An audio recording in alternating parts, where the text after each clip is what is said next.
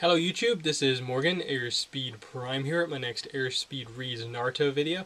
This one's going to be for volume 34 of the manga, which is titled The Reunion. Obviously, the reunion between Naruto and Sasuke. We get to see Sasuke for the first time in many volumes. But yeah, let's get into this. This is another volume which features 10 chapters. We get 300 to 309. Sai's picture book, Sai and Sasuke, infiltration, Sai's betrayal, behind the betrayal, our bond, the reunion, on a whim, Sasuke's strength, and a conversation with Nine Tails. So yeah, the cover, as you can see here, really nice one. You know, we've got Hinata's team with Hinata, Shino, Kiba, Akamaru. Naruto's there in the background as well. Doesn't really obviously relate to anything within the volume, though it is itself a really nice piece of art. It's just obviously not really related to the plot that this volume covers.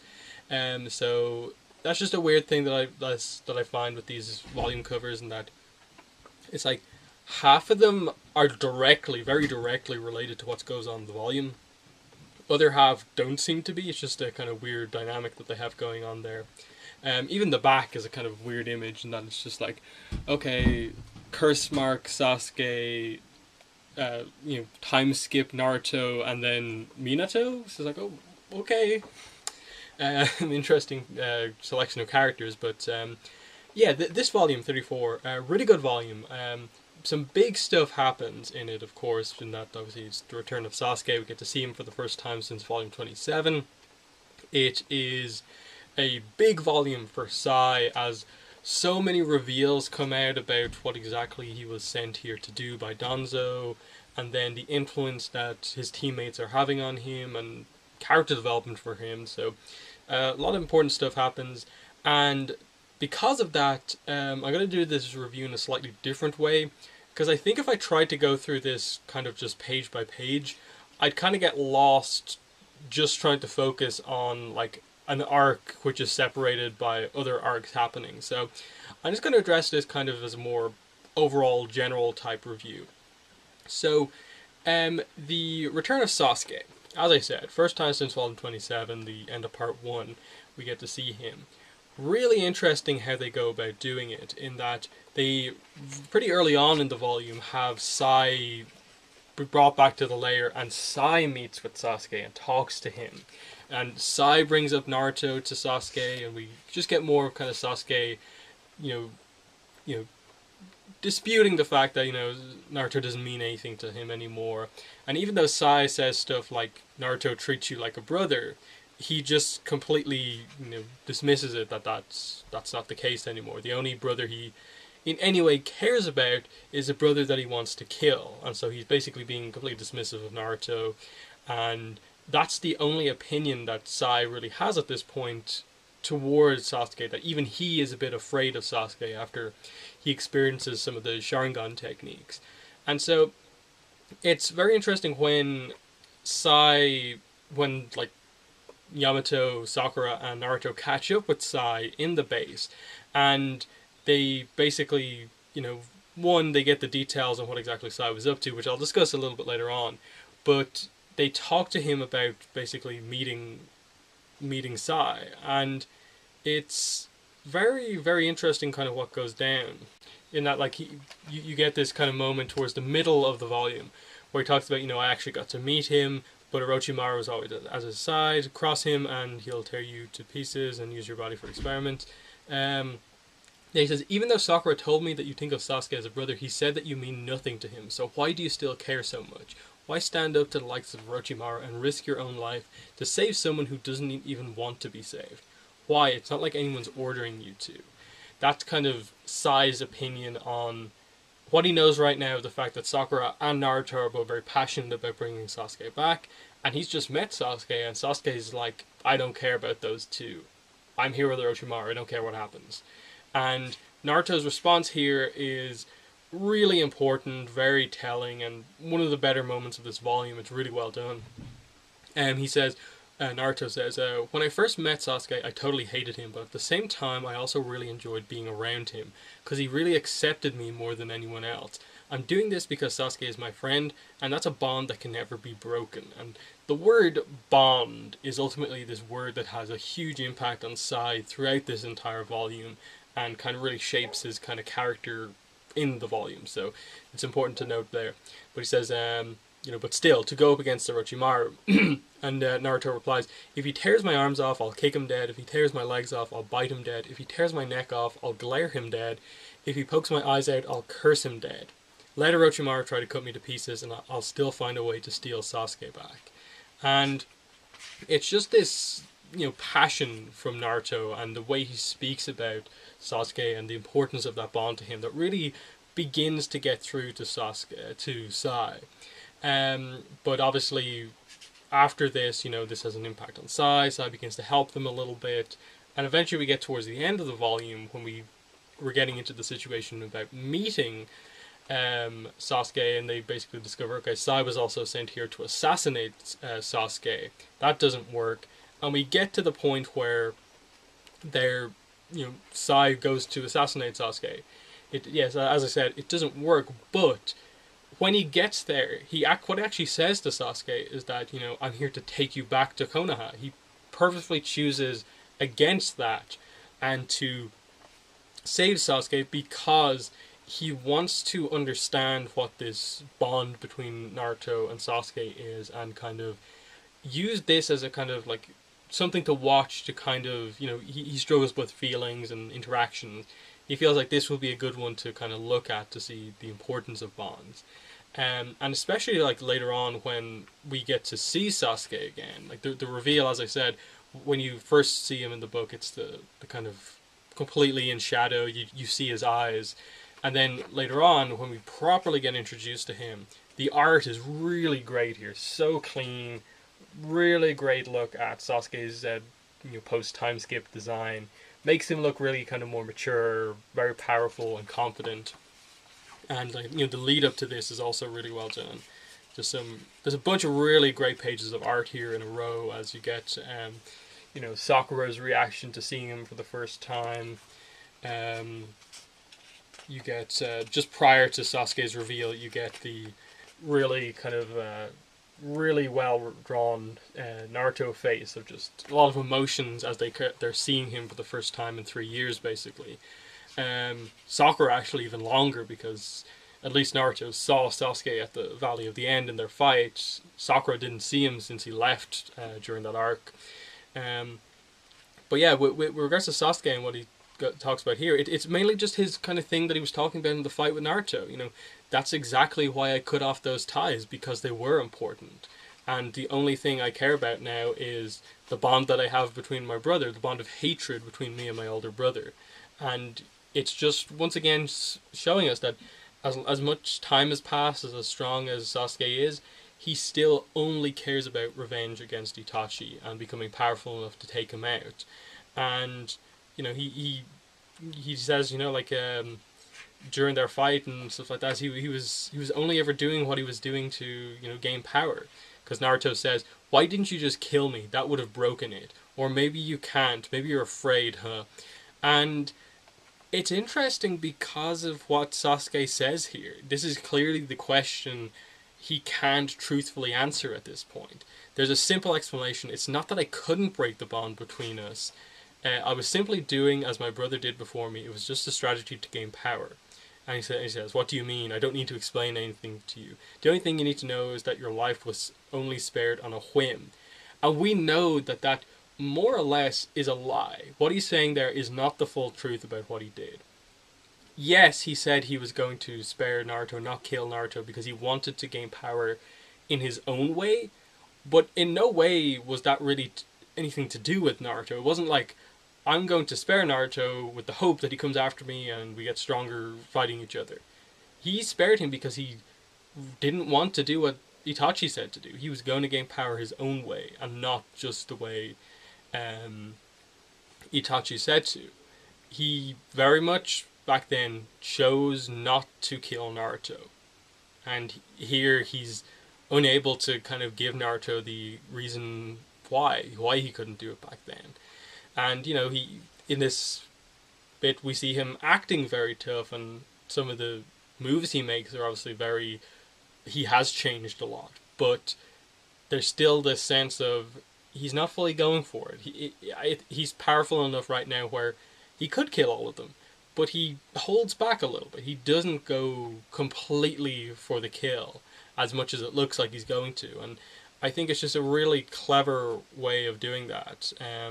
In that, like, Naruto basically lets him. He's just like standing there, and he kind of says, can you actually do it? Can you go ahead with this? And it ends up kind of not working out, but it kind of proves something about Sasuke, that he is very different, and it is going to take a lot to change things. And you see during this kind of conflict that Yamato gets hurt because he does the wrong blocks. Sai actually manages to block the attack properly by avoiding the blade purposefully, but Sai in this fight is all about trying to get Sasuke back so he can learn what this bond actually is.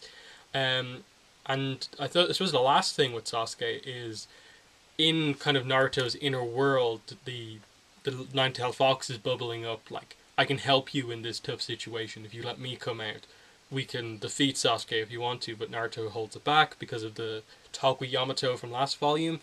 And then inside Naruto's world, we see Sasuke see the Nine-Tailed Fox, and it seems like this is the first time where he fully understands that Naruto's power comes from having the Nine-Tailed Fox within him.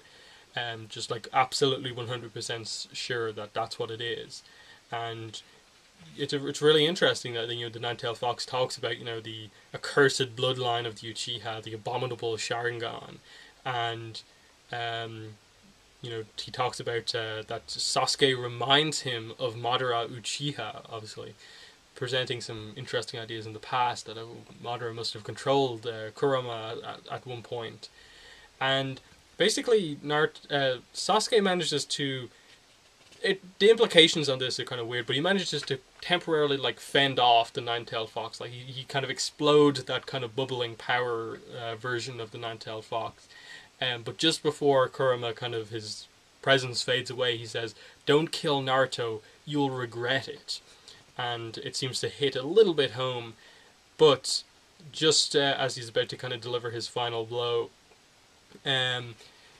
Orochimaru stops him from doing his technique. Now, this technique that he's going to do, I assume it's that, what's it called? Kirin technique, the kind of crazy thunder attack that he does to basically defeat Itachi. That seems to be what he's about to do, and that Orochimaru stops him from doing just before they leave. But the one, I suppose, big final moment is just Sai kind of talking about, it's Naruto saying to Sasuke, "Don't you get it? Orochimaru is going to steal your body." And he basically just talks about how you're still such a child, Naruto. I don't care what happens to me or the rest of the world. So long as I can get my revenge, nothing else matters. To be honest, neither Orochimaru nor I are strong enough to defeat Itachi on our own. But if I can obtain the power to defeat Itachi by giving myself over to Orochimaru, I would gladly give my life many times over. So this is something that we got from the end of the last couple of volumes of Part 1 as well. That he actually doesn't care what happens once he gets his revenge. That's how focused he is on defeating Itachi. And this is something Naruto just can't understand. That, okay, now I think Naruto can understand the point of revenge, but after that, he knows that it won't fully help Sasuke, but he can't understand why he'd be so accepting of just, you get your revenge, and then you'll be happily accepting death, or just giving yourself to Orochimaru just because he helped you. That's what he can't understand, and it's a very, sad moment, because Naruto is just kind of very broken after kind of, once again, kind of being proven he's not strong enough to take on Sasuke again and do anything to bring him back. It's a very sad moment as the mission kind of ends in more or less complete failure. The only success being that they seem to have gotten through to Sai, and they can kind of turn him into a teammate from here on out. And Yamato and Naruto have kind of made a connection, and that will help going forward with regards to training to become stronger without using the Nine Tails. But the other side of this would be the size stuff, and I really like what they do with this. Like to the point where I'd almost expect the Sasuke stuff to completely overshadow everything else now that he's been reintroduced. But I think the Sai stuff is really strong in this volume. I think it's really well done. So we where we ended off last volume was that Sakura noticed something of note within the picture book that Sai left behind, and on the middle page, she just notices that there is half of it is drawn, the other half is blank. One half is clearly meant to be Sai, but they don't know what the other half is. And they look through the book and figure out that it's this whole idea of, on one half of the book is Sai battling all of these enemies, defeating them to get to the center of the book.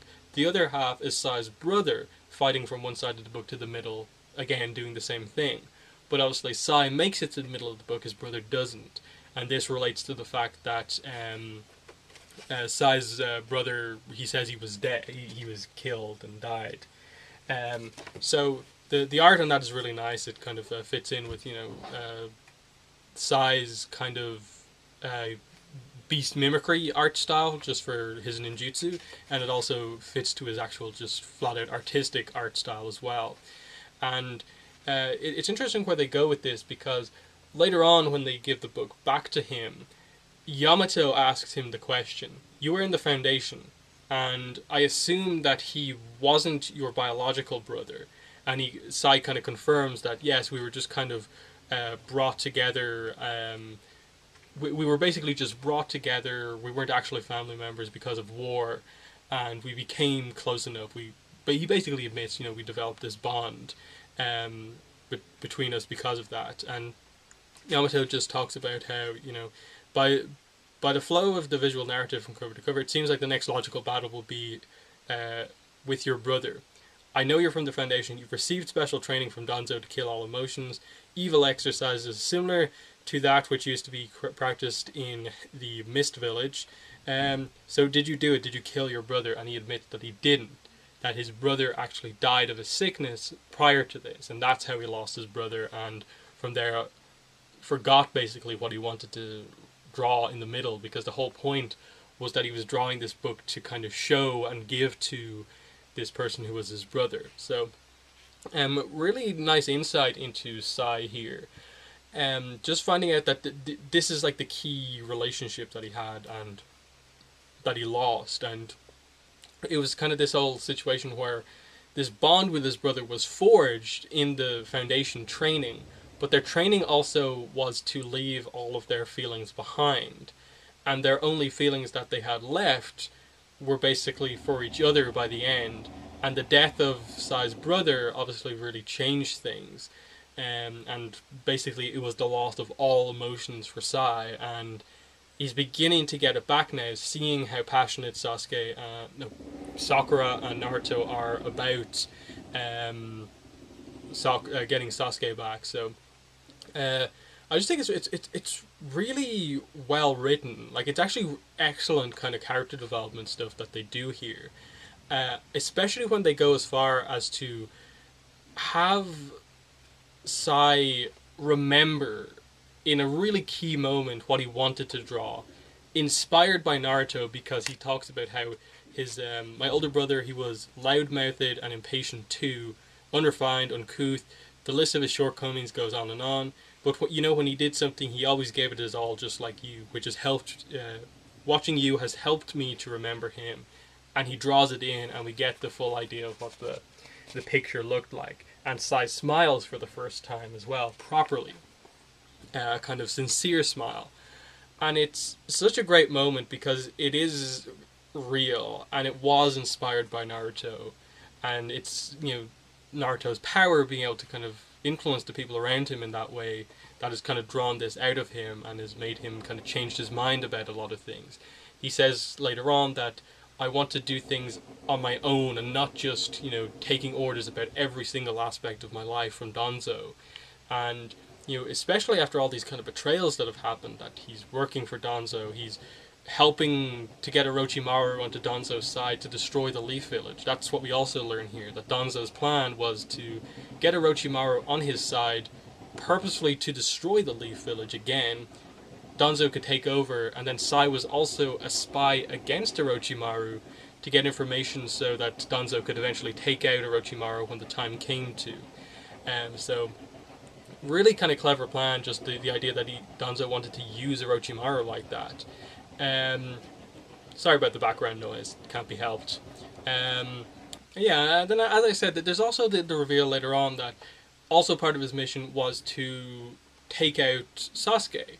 Plus the fact that the big thing to gain Orochimaru's trust was that he handed over this list of basically all of the Anbu Black Ops members from the Leaf Village to Orochimaru. That's like a really, evil thing to do. Like, the fact that Danzo would do this just to get his own way in the Leaf Village highlights the lengths that he's willing to go to, like, through put, like, members of basically his own, secret organization. Obviously the foundation is separate to the Anbu, but they're, similar things that he's willing to put the village at risk by giving this stuff to Orochimaru just to highlight how much trust there is between them. It kind of highlights that, and ultimately it's definitely just a case of Sai grew up in this organization and doesn't see them as being overly evil. It's just a mission for him.